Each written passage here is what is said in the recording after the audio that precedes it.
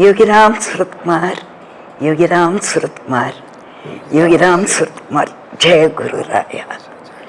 அண்ணா நமஸ்காரம். பகவான் ரமணரோட பரம பக்தர் யோகிராம் சூரத்குமாரோட அன்பு குழந்தை. அவருக்கு நம்ம பகவானோட கிடைச்ச அனுபவங்களை இப்போ நம்ம கூட பகிர்ந்து கொள்ளுவார்கள். திலகவதி அம்மாளுக்கு நமஸ்காரம். உங்களோட பேசக்கூடிய ஒரு பாக்கியம் சுவாமியோட. நான் சுவாமி சுவாமின்னு சொல்கிறதெல்லாம் யோகி ராம் சூரத்குமார். அப்படியே பழகிட்டோம். அவருடைய அனுகிரகம் எனக்கு ரொம்ப சந்தோஷம். யோகிராம் சூரத்குமார், யோகிராம் சூரத்குமார், யோகிராம் சூரத்குமார். 1958, 59 நான் ஃபிலாசபி எம்ஏ படிச்சுட்டு ரமணாசிரமத்துக்கு வந்திருக்கேன். எங்கள் வீடு ஆசிரமத்துக்கு எதிர்த்தாப்புலையே வேலை வாங்கணும், வேலை பண்ணணும். என்ன எங்கள் குடும்பம்லாம் ஏழை குடும்பம். என்னோட மற்ற சகோதர சகோதரிகள்லாம் காலேஜ் ஸ்கூலில் படிச்சுன்னு இருக்கா. எங்கள் அப்பாவுக்கு சம்பளமும் கிடையாது, பணமும் கிடையாது. நான் எப்படியாவது வேலை பண்ணி எம்ஏ முடிச்சுட்டு வேலைக்கு போய் சம்பாதிக்கணும்னு சொல்லிட்டு ரமணாசிரமத்தில் வந்து இருக்கேன். ஷாட்பிக்கு மிஸ்ஸஸ் திலையார்கான் எல்லோரும் எனக்கு வேலைக்கு தேடுறா. எல்லாம் வாய்க்கிட்ட வந்து தப்பிச்சு போகிறது மாதிரி, கீழே விழுந்துடுற மாதிரி வேலையெல்லாம் கிடைக்காம அங்கே உட்காந்துட்டுருக்கேன். அதாவது 2 வருஷம் 58, 59. ஆனால் அது ஏதோ ஒரு ஈஸ்வரன் ஒரு வழி எனக்கு வச்சிருக்கான்றது சுவாமி மூலியமாக தான் ஆரம்பிச்சது. என்னுடைய வாத்தியார் டிகே சுந்தரேசியர் மகான், அவர் கூடவே தான் உட்காந்துட்டுருப்பேன். ரமணாசிரமம் அப்போ ரொம்ப ஏழை. பணம் கிடையாது, காத்தால இட்லி கிடையாது, காஃபி டீ ஒன்றும் கிடையாது. மத்தியானம் கட்டி சாதம் மாத்திரம்தான். அப்படி இருந்த ஸ்டேஜில் சுவாமி வாத்தியாரோட போய் அர்த்தம் தெரியாமல் போய் உட்காந்துட்டுருப்பேன். அவர் மலையை பார்த்துட்டே இருப்பார், நான் பக்கத்துலேயே உட்காந்துட்டுருப்பேன். ஆனால் வாத்தியார் எது வாத்தியார்னு தான் சொல்லுவேன். வாத்தியார் டிகே சுந்தரேசியரை. அவர் எது சொன்னாலும் கேட்பேன். திடீர்னு ஒரு நாள் என்ன பண்ணார், அவரோட உட்காந்து மலையை பார்த்துட்டு, கணேஷா இந்தோ அவருக்கு போய் நமஸ்காரம் பண்ணிட்டு வா அப்படின்னார். அங்கே பார்த்தா ஒரு பிச்சைக்காரன். இங்கே ரமணாசிரம் அப்போல்லாம் இங்கே நிறைய பிச்சைக்காரங்க சுற்றுவாங்க. உட்காந்துட்டுருக்கார். வாத்தியார் போய் அவருக்கு போய் நமஸ்காரம் பண்ணிட்டு வர இவர் கோணமானு நம்ம சுவாமி யோகி உட்காந்துட்டுருக்கார். நமஸ்காரம் பண்ணுற போது மனசுக்குள்ளேயே தான் நினச்சிட்டேன், என்ன இந்த பிச்சைக்காரருக்கு போய் நமஸ்காரம் பண்ணிட்டு வர சொல்கிறாரு. அப்போல்லாம் அறிவு வளராத டைம், திமிரு இல்லை, புரியல.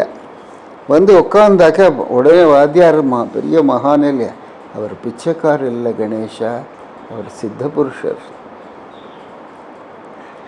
அவர் பேர் யோகி ராம் சூரத்குமார். அவர் தான் யோகி ராம் வாத்தியார் தான் யோகி ராம் சூரத்குமார் பேர் கொடுத்தது. அவர் சித்த புருஷர்.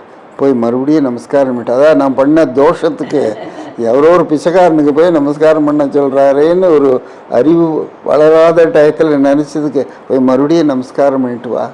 போய் மறுபடியும் நமஸ்காரம் பண்ணிட்டு வந்தேன்.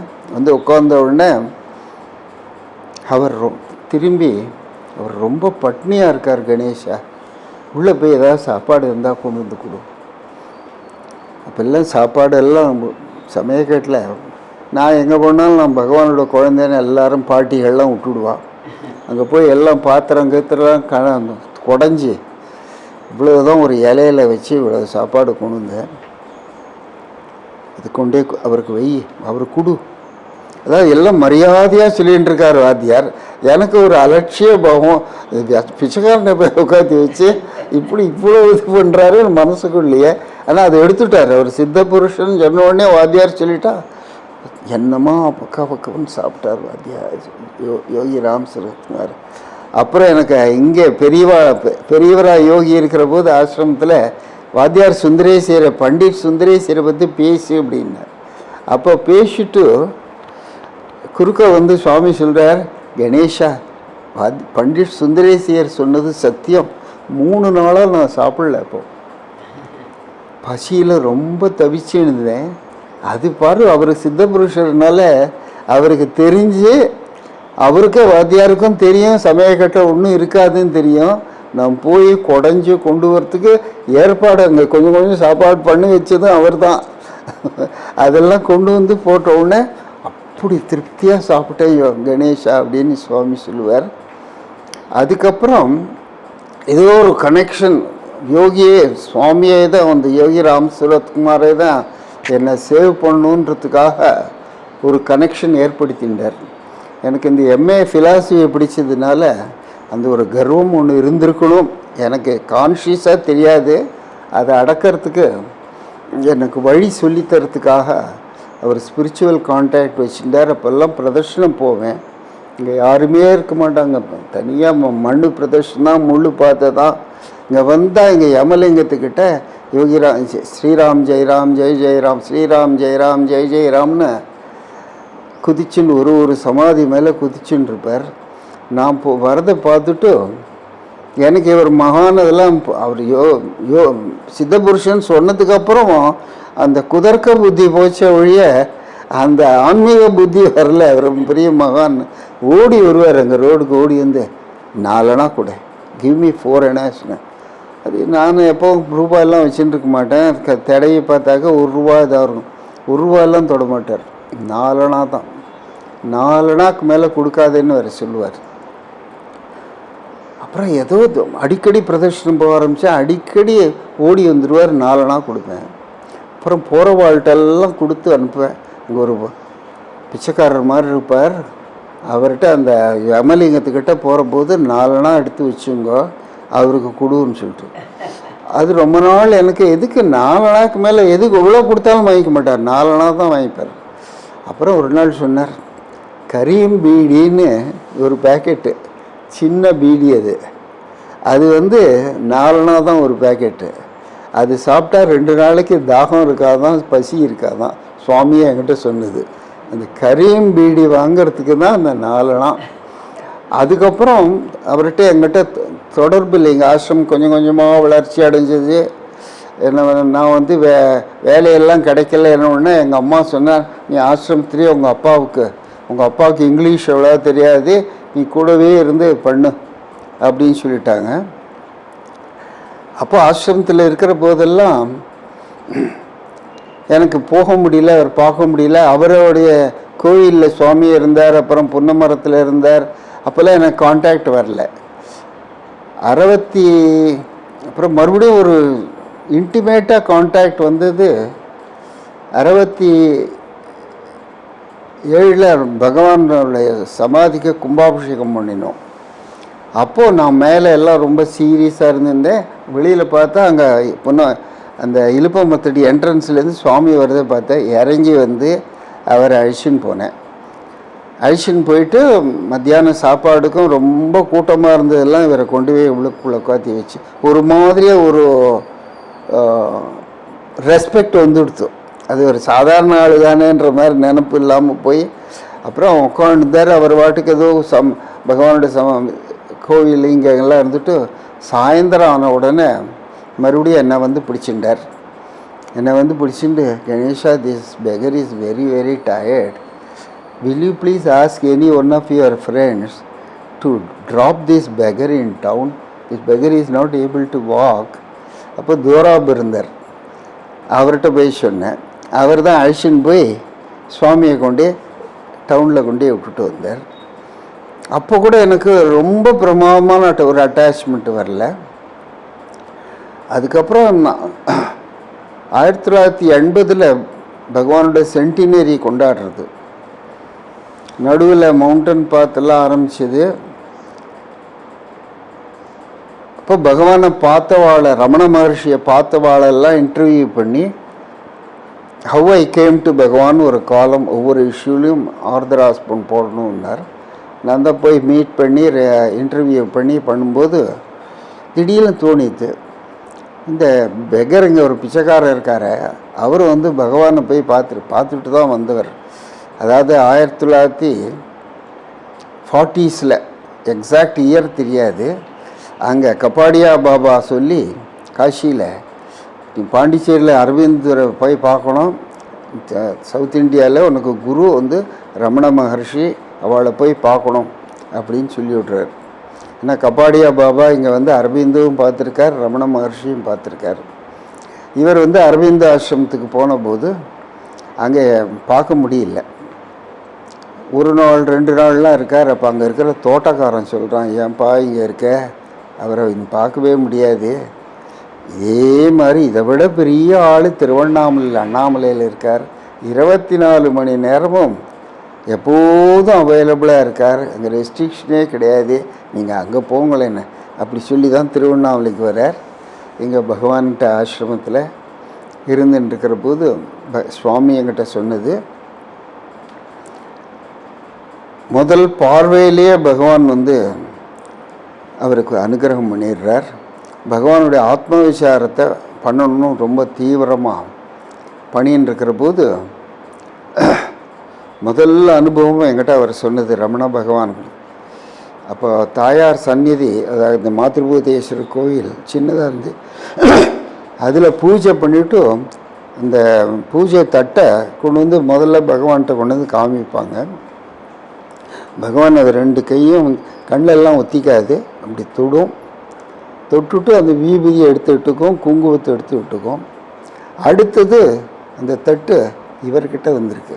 நான் இப்போ உட்காந்துருந்தேன் முன்னாடி, அதில் நான் அதே மாதிரி கையை வச்சேன். Ganesha, I got the complete spiritual experience. Bhagavan Ramana Maharshi first gave me the glimpse of experience and made me practice Atma Vichara. But that one day, after Bhagavan touched that fire, Bhagavan should have left his power in that fire. Next, I was doing that and I completely got into Samadhi state. Then I felt I have got it.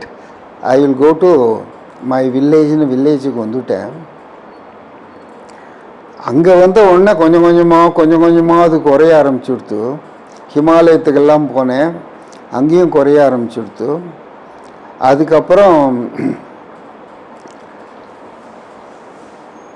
ஹிமாலயத்திலே சுற்றிட்டு இருந்தேன்.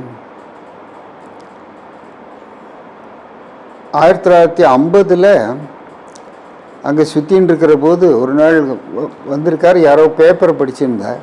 அந்த பேப்பரை எடுத்து படித்தாக்க அதில் ரமண மகர்ஷி பாஸ்டவேன்னு வந்துட்டு அதில் editorial முதல்ல எழுதியிருந்தது, this year 1950 it seems to be very bad year because 2 great Mahatmas have drop their body. ஜனவரிலேயோ பிப்ரவரிலேயோ ஏதோ அரபிந்தோ ட்ராப் பண்ணார், ரமண மகர்ஷி ஏப்ரலில் ட்ராப் பண்ணிட்டார். அதை அந்த பேப்பரில் அந்த நியூஸை படிச்சுட்டு இவர் 2 பேரையுமே குருவாக வச்சிருந்தவர் அங்கேருந்து மறுபடியும் ஓடி வரார். ஓடி வந்து இது அப்போது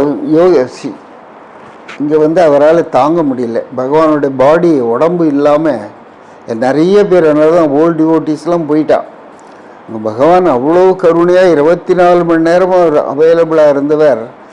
தோ பகவான் வந்து நீ சரீரம் இல்லைன்னு சொன்னாலும் பகவானுடைய சரீரம் இல்லாமல் எல்லாரும் போயிட்டா. அதே மாதிரி சுவாமி சொன்னார், எனக்கு ஒரு பாடியில் ஒரு குரு வேண்டி இருந்தது. அப்போ பண்டிட் சுந்தரேஸ்வரரை தான் கேட்டேன். அவர் சொன்னார், அவனுக்கு உடம்புல சரீரத்தில் ஒரு மகான் வேணும்னாக்கா நீ ஆனந்தாசிரமத்துக்கு போ.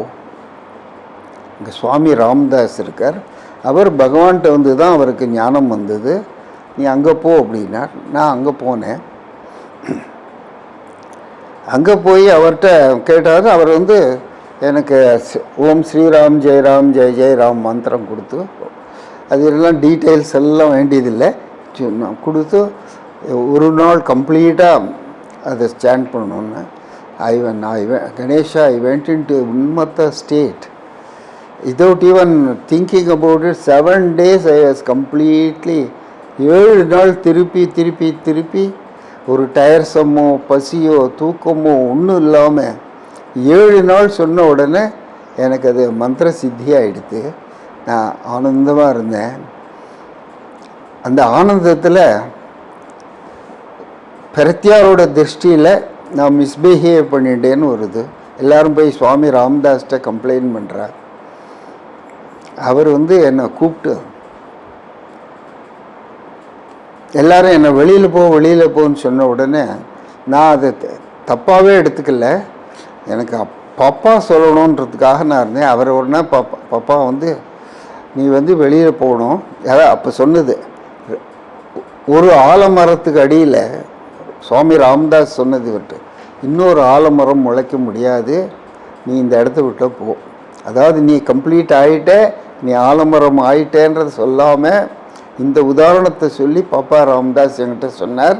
ஒரு ஆலமரத்து அடியில் இன்னொரு ஆலமரம் விரட்டி அடிக்கலை, போ இங்கிறது போ அப்படின்னு சொல்லி விரட்டி அடிக்கலை.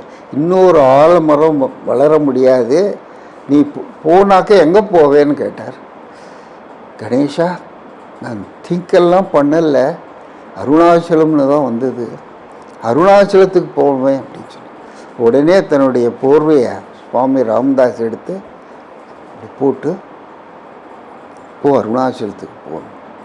அது 52 என்னமோ, ஆமாம் 52. 7 வருஷம் பைத்தியமாக இந்தியா பூரா சுற்றினேன், போகாத இடம் கிடையாது. மகான்கள் சமாதி மகான்களெல்லாம் பார்த்துண்டு அந்த அப்படி வரபோது தான் பாண்டிச்சேரி அங்கெல்லாம் வந்துட்டு 1959 திருவண்ணாமலையை மிதித்தேன். கம்ப்ளீட்டாக நார்மல் கான்ஷியஸ்னஸ் வந்துடுத்து. அது ஒரு நாய், அவர் சுவாமி சொன்னதை சொல்கிறேன், தப்பாக எடுத்துக்கூடாது. பசி இருந்ததுன்னா எச்சக்கலையை தூக்கி போட்டிருப்பா, நாய்களாக போய் அதை எடுத்து சாப்பிடுவேன் கணேசா அப்படின்லாம் சொல்லிட்டு 1950 இங்கே 59 கோவிலில் வந்து காலடி வச்சுருக்கார். எனக்கு நார்மல் கான்ஷியஸ்னஸ் வந்துடுச்சு. அப்போ தான் முதல்ல ரமணாசிரமத்துக்கு வந்தேன். ஒன்றை பார்த்தேன்.